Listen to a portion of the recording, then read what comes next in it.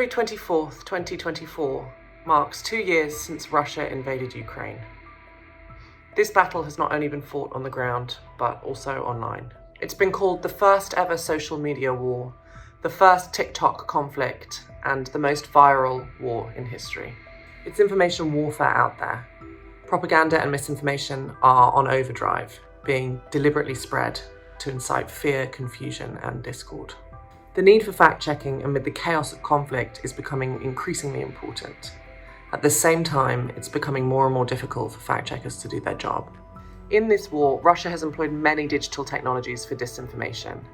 Deepfakes, voice forgery, and manipulation with facial identification. A fact-checker must be able to deal with all this and deal quickly, says Victoria Romaniuk, Deputy Chief Editor and co-founder of Stop Fake. Alexander Horakovsky, the founder of the anti-disinformation project Bez Brechny, adds, "For us, these are fakes, but for them, these are news." Communication breakdown and operational chaos can make it incredibly difficult to access reliable information.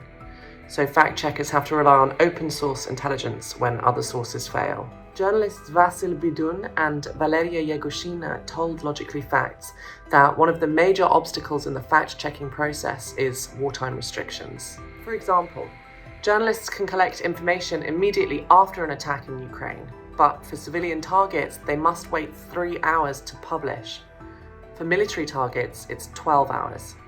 That time gap is enough for fakes and misinformation to spread. The Geneva Conventions explicitly prohibit the sharing of images or identifying details of prisoners of war. But what do you do when one side of the conflict breaks these rules?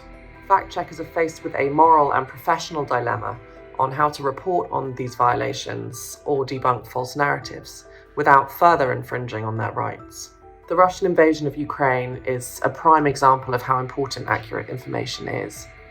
It's journalists, fact-checkers, and photographers who are documenting these events at the front line. These people have played a vital role in the last 2 years in ensuring that the reality of war is shared with the rest of the world with clarity and precision.